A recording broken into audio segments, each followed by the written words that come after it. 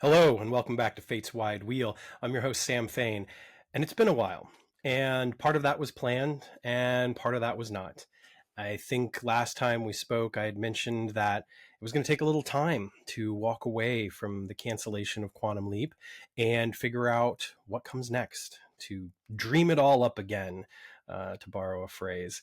And it's been difficult. It's been very difficult to do. There have been many times when I've wanted to check in, when I've wanted to try to record something, but it just hasn't felt quite right for one reason or another. I've been tired, been sick, I've been on vacation. Take your pick. There's been a lot of stuff that's gotten in the way. And for those of you that have stuck by during the silence and just kind of been patient, I really, really, really appreciate it.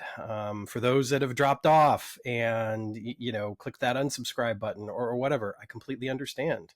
I wasn't doing anything. And there was probably a question for some folks as to whether or not I would be doing anything ever again. And that's all completely legitimate because the past year has been a whirlwind, a roller coaster. There have been some really high highs and there have been some incredibly, incredibly low lows, as many of you know.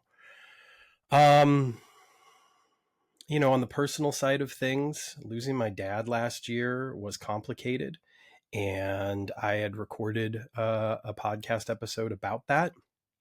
Um, then, doing the show solo was a difficult proposition in many respects. It's a lot of work. I mean, I was doing a lot of work before, handling the editing and posting and that sort of stuff. But with the multitude of social media accounts and trying to figure out where to focus and how to focus, it was difficult. And there's been a lot of really wonderful, incredible help and encouragement along the way, including the folks over at the Quantum Leap podcast. Albie, Chris, Allison, they've all been incredibly supportive and kind. And I'd like to think that there were moments over the past year, especially the loss of Matt Dale, where we were able to kind of, buoy each other up. And I really appreciate that. JJ Lindell, of course, has been an incredible source of inspiration, encouragement, and support during this time. JJ's awesome. And, I hesitate to say this because I don't want it to look like I'm blaming him in any way, shape, or form, because I'm genuinely not. But, he's had a lot of shifting of priorities recently with the arrival of his son. And I think, that obviously takes away a lot of time. And so, we had hoped to record some stuff together and it just wasn't in the cards. And I think that will still happen and we will still figure out ways to do that. But my own lack of sort of, drive, quite frankly, during that time made it difficult, I'm sure, for anyone else to say, hey, let's do a podcast. But JJ has been incredible and wonderful and awesome. And if you haven't, visit studiojj.com and check out all of his latest endeavors, of which there are many really fantastic ones, in conjunction, of course, with some of the things that I would love to talk about with him. On a much more personal level, just the summer vacation, Hattie not being in school right now, me taking on more hours at the game store. I'm in another show right now as well, entitled Life Sucks. The support that I've been able to derive from my spouse, Jessica, has been just incredible. I mean, she's been a source of so much support and encouragement and a reality check when needed as well, which, I think that's one of the things about any good nurturing relationship, is that sometimes, they're there to kind of like, put their hand on your shoulder and maybe not give you that push so much as just kind of like pull you back and say like, hey, this is where you're at right now. My therapist, who's amazing and incredible, has done, a wonderful job of both of those things as well. And my kids, I mean, my goodness, I'm so incredibly lucky to be their dad.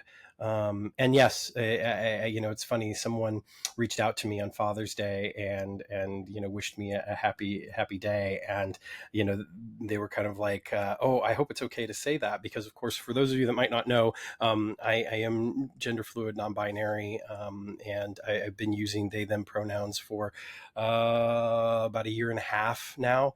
And I've come to realize a few things, and one of those things is that um, while I don't necessarily want he him pronouns, there are certain aspects of my life that are still very kind of gender and heteronormative for someone that was assigned male at birth. And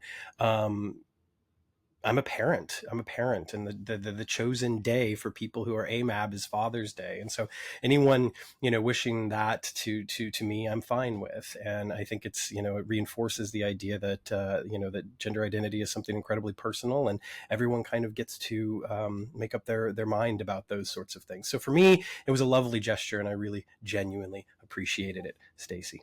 So yeah, what are we going to do now? Now that all of that stuff is out of the way, and you've listened to me for the past 5 minutes talk about things that aren't Fates Wide Wheel related necessarily. Although any longtime listeners or viewers will certainly know that I spend plenty of time talking about the personal on the show. That's just part of it, right? Well, let's talk a little bit about Quantum Leap, because why wouldn't we? It's been hard, and it wasn't at first. At first, I felt this sort of duty to the community, to the creators and talent that I had been in contact with, to almost stiff upper lip it and almost say, like, okay, if this is what it's going to be, okay, we're going to get through this, and I'm going to be grateful for everything that we've had.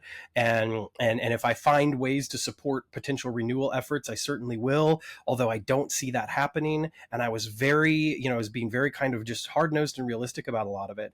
And then somewhere along the way, a few weeks in, that all really shifted, and I got incredibly sad and incredibly angry.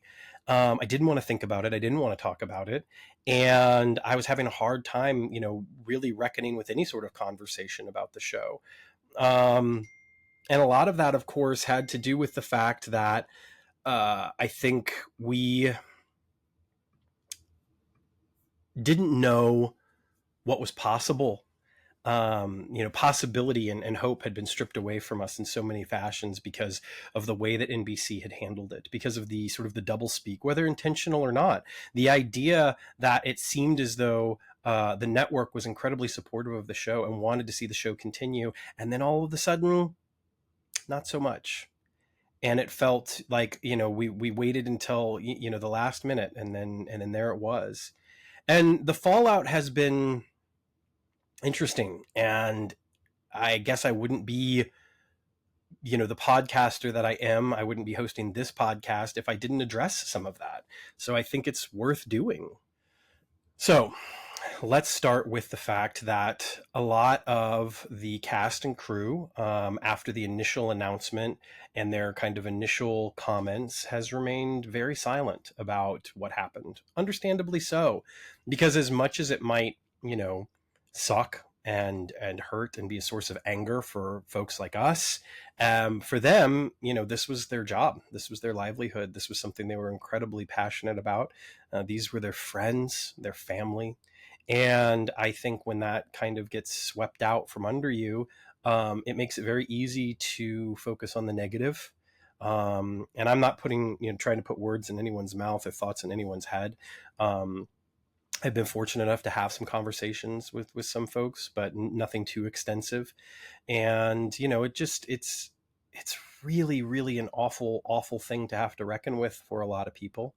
And we've seen some people deactivate their social media, just really kind of go radio silent in a lot of ways, understandably so. We've seen other folks, focusing on what's next, which I think is incredibly healthy, and certainly something that I've tried to do as well as it pertains to Quantum Leap.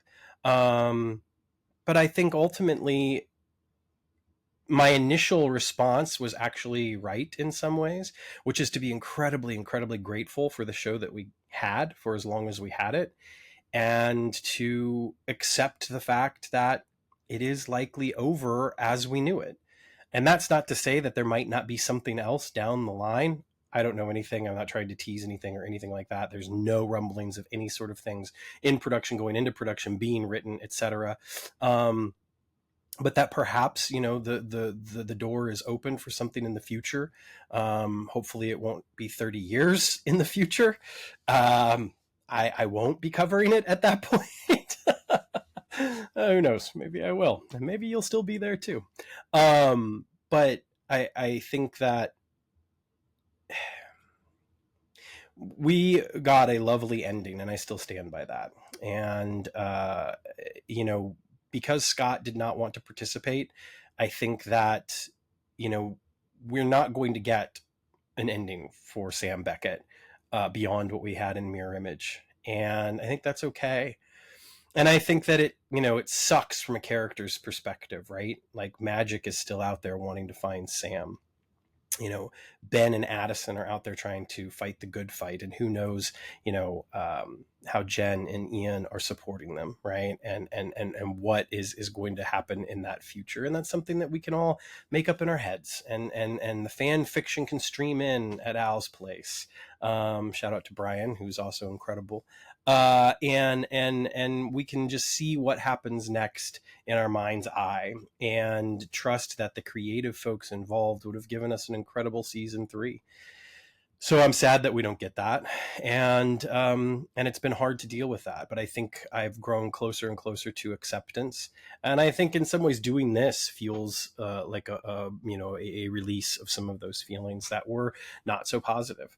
I love that there are people out there, talking about how much they want a season 3, letting NBC know.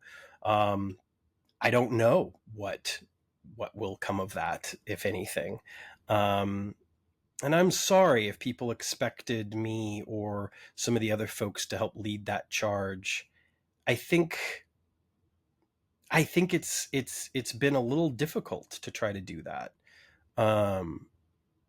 And I can't explain why, and maybe one day I will. But in the meantime, I love to see it, and who knows what could happen. I do know that there are folks that are working on the show. We're working on the show, rather, that are working on new things. I know that there are some folks, and I will not name any names, who'd already left the show, that had there been a season 3, they would not have been involved. That's none of the actors, as far as I'm aware anyway. That's none of the actors. It was just other folks behind the scenes. But so it likely would have been a little bit of a different show in a lot of respects. I imagine the budget would have been cut a little bit. I imagine that there would have been some format changes. And I know that there were a few of the writers in particular I spoke to that were incredibly excited for the potential of a season 3. And I'm sorry that they won't get that. But again, I just want to thank everyone who's followed along on this journey. If you're listening or watching this, thank you so much for taking part in this incredible community that has loved and respected and been involved with the genesis, creation of, production of, exhibiting of, if that's the right word, this beautiful show that we got for 2 seasons. Fate's Wide Wheel was there from the very beginning. I had that pilot script before anyone did. I'm the one that gave it to Matt. And I just remember the conversations that we had about it after I gave it to him. And the journey leading up to the premiere, and the mixed feelings after that premiere. And I'm going to go into a little bit more detail about some of that stuff down the road. I have a lot of thoughts about season 1. Some unvarnished thoughts that I don't know that I necessarily shared, partly because I was trying to maintain an air of positivity at all times, and also because I didn't necessarily know what my real feelings were, because I was so excited to have Quantum Leap back, and it was hard for me to always be maybe as critical as I could have or even should have been. I don't know. So I have some thoughts about certain episodes, and I even have some thoughts about season 2, although overall I loved season 2 so much. And I loved a lot of season 1 too. But that's for another time. Quantum Leap will now wait. This podcast started as a show about a show that had been off the air for 25 years, and almost 25 years at that point. It started in 2017. Um, and now, as the podcast approaches its seventh year, this September, uh, the show will not only eclipse Quantum Leap in the number of hours recorded about Quantum Leap, number of episodes recorded about Quantum Leap, but also in the length of time we had Quantum Leap on the air. And that, to me, pointed to the fact that this show was always meant to be more than Quantum Leap. It's in the title, which is a Quantum Leap reference, but it's not strictly Quantum Leap. Fate's Wide Wheel was meant so that we could go anywhere we wanted to, and now I get to do just that. So that brings me to what's next. And what's next is this. There are going to be 3 episodes already recorded by the time you're seeing this, which means there are not going to be any delays. You're going to get an episode a week for at least the next 3 weeks, but hopefully longer. You're going to get to hear about all of the stuff that I'm into, quite frankly, at the moment. It's going to be a little bit of a potpourri category for you Jeopardy watchers out there. And we're going to start off with Star Wars. Star Wars is something that I have loved for almost as long as I can remember. At least since I was 4 years old when I caught the end. That's right, the end of A New Hope on television, and I remember watching it. And as I watched it, I think I've told this story before on the podcast, but as I watched it, I thought that I was seeing Return of the Jedi. Because Return of the Jedi had just come out a couple of years before. I had Return of the Jedi bed sheets, and I'd never seen Star Wars before. I had Star Wars action figures, but I still hadn't seen Star Wars. I had some Ewok books on tape, like, they were the little picture books that came with a tape and you listen to it as you flip through. I still hadn't seen Star Wars. And at this point, when I watched the end of the movie and they blew up the Death Star, I just thought that was it, right? So I had this love for Star Wars, but I didn't really have, I didn't know Star Wars, right? And it would be a couple of years before I actually saw all 3 films and realized, oh no, I didn't see Return of the Jedi. I saw, Star Wars. And I had this VHS that a friend of my mom and dad's had made, and the VHS had all 3 movies on it. And I watched it again and again. And we would go to flea markets, and I would buy Star Wars action figures at the flea markets, because back then you could buy these action figures for like a quarter. They were mostly loose, they didn't have any accessories, and I would just reach into the to these bins, these buckets, and I would look through them and find the figures I wanted. And I was able to assemble, not a complete set by any stretch, but definitely a fairly complete set. I never had Obi-Wan Kenobi, which always was disappointing. I got him later, but that's besides the point. Star Wars was something that I loved. And when I got into my sort of preteen and teenage years, I owned them on VHS. I had that box set that came out in the early 90s that had those little interviews with George Lucas prior to the films, where he talked about and teased the prequel movies. And I got into the novels. I remember buying Heir to the Empire at like a grocery store or a drugstore, I think, with my dad, and he was taking me to work with him. And this was at a time when he had started his own business and owned like a screw machine, because that's one of the things, that's what he did. He was a mechanical engineer working mostly with screw machines. And I would sit in the corner and I was reading this book. And, at the time I was young. I mean, I had to have been, it was shortly after it came out, so I had to have only been like 10, 11 years old, maybe younger. But anyway, those are some of like my early memories before I really became like, a fanatic. And the Power of the Force toys came out. By that time I was like 13. When most people were stopping buying toys, I was like, no, I'm going to get all of these. I had the Millennium Falcon. I had everything I could possibly, get my hands on or convince my parents to get for me on holidays and whatnot.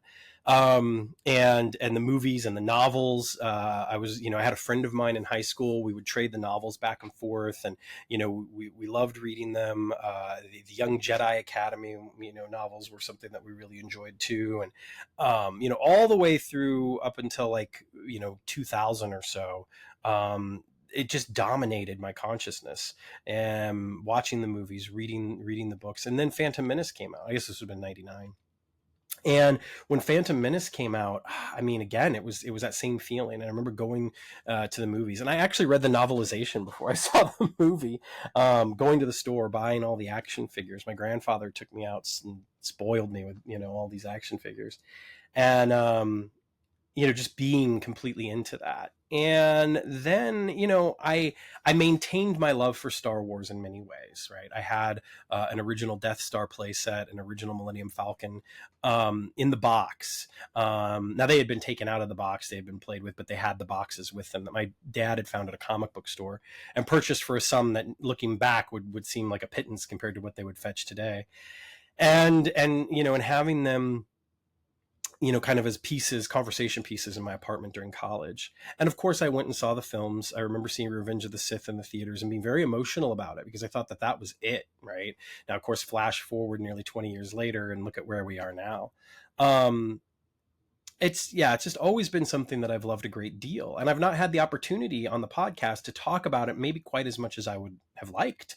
There's certainly been some conversations here and there, in particular between JJ and I, about our love for Star Wars, but nothing too terribly specific. So even though the 6th episode is now out, and by the time I get through kind of covering the series, the series will likely be over, I thought it would be perfect to talk about what's new, and that's Star Wars: The Acolyte. And I thought it would be interesting to do so because there are a number of things about the Acolyte that intrigue me, and I think the response to the Acolyte has intrigued me a great deal as well. It's not been overwhelmingly positive from some corners, and in other corners, it's been very positive. And I always, I think partly because of Quantum Leap, and other forms of entertainment that I've loved, I'm always intrigued by those types of responses and where they're coming from. And it would be very, very easy, of course, in this case, to distill it down to some sort of, ideology. And there are those that are accepting of, queer stories, or stories that have queer themes, or stories that have a feminist perspective, and just dismiss it purely at that. But I think that this actually runs a little deeper. And I'm really looking forward to talking about that because I have a point of view. Obviously, I have a podcast, and that point of view is fairly strong on some of these things. And I think that The Acolyte, spoiler alert, straight up front, has been really good. I've enjoyed it a great deal. And I think one of the reasons I've enjoyed it so much too has to do with my love for wuxia films, which are, Chinese, Hong Kong, Taiwanese in some cases, films that went beyond sort of that kung fu into the mystical. These are the characters that could, walk on the tops of bamboo trees, or, could jump in the air and stay aloft for, 10 seconds as they dole out kicks and punches, or in some cases literally manifest like energy, like powers, from their ki, and push them out, sometimes taking on the form of lightning or force pushes, if you will. And I think that The Acolyte, in its opening scene in episode 1, is literally a mini wuxia film. And it absolutely has hints of like Dragon Inn and Come Drink With Me peppered into those opening scenes. And those opening scenes, it's just lovely. And Carrie-Anne Moss is amazing. And I feel like there's quite the bait and switch almost that they pull in that scene, which is fascinating. Full disclosure, I am not all the way caught up. I've only seen the first 3 episodes, and we're on episode 6 right now. It just premiered this past week. So I'm really looking forward to seeing what's next. I'm not going to talk much more about specifics of the show right now because the next episode that I've recorded will be about those first 3 episodes. And then the next episode after that will be about episodes 4, 5, and 6. And then the final episode that I talk about Acolyte on will be about the last 2, 7 and 8, which will have premiered, I believe, by that time, if I'm doing my weeks right. So by the time 7 and 8 come out, I'll be a little bit more up to date, if you will. But this has been more about a touching base, more about saying, hey, I'm still here. I'm not going anywhere. I can't wait to continue these conversations, and I can't wait to see where they go. And some of you may not be up for it. Some of you may have tuned in purely for Quantum Leap, and now that Quantum Leap is over, might head off to listen to other things, and that's totally fine. Some of you may be just, in love with Star Wars or the other things that I plan on talking about as we go through all of this. And stick around, and I'm so grateful for that. And there may be some of you that have never ever listened to Fate's Wide Wheel before that are coming in now because they want to hear what I have to say about Acolyte, and they may hate what I have to say and they may love it, and that's totally fine. You can totally leave your comments, send those emails. I hope that the discourse can at least remain somewhat positive. I certainly hope that it can come from a place of spirited debate and good discussion. That's what I would love to see. It's the internet, so my expectations are a little low. We'll see what happens. But I just have a passion and a love for doing this. It has not waned, and there have been many times over the past couple of months where I've kind of kicked myself and gotten very down on myself because I wasn't doing this. So I want to be doing it again, and I'm looking forward to being able to kind of reach out through this medium and continue these conversations that we've been having for almost 7 years. And also, believe it or not, maybe keep those conversations just a little bit shorter in some cases. I make no promises. But I definitely want to try to give you more while also doing it in less time. We'll see how successful I am at that. Now, once JJ comes back on the show, or I get guests back on the show, all bets are off. But when it's just me talking to you, I'll try to keep things short and sweet. So look forward to the next episode of Fate's Wide Wheel on the Acolyte, episodes 1 through 3. If you've not been watching it, head over to Disney Plus, check out those first 3 episodes so you'll be primed and ready for what I have to say. If you have been watching it and you have thoughts and feelings, feel free to leave them below. Let's go ahead and get that conversation started right now. It likely won't have an effect on what I have to say on the next episode, but we'll see. Just because, pre-recording and all. But I do look forward to being back here in the studio and chatting about things that hopefully we all love. And even if we don't all love them, that we can at least have a good discussion about. And there's going to be a lot of interesting stuff coming down the pipe. So I just want to say thank you again to everyone that has been here, some of you since the very beginning. And that means so much. And to anyone that's just now joining, thank you so much. Hit the like and subscribe button. It means a lot. There is a Patreon for the show. I'm not going to talk much about it right now. I'm just going to let you know that it exists.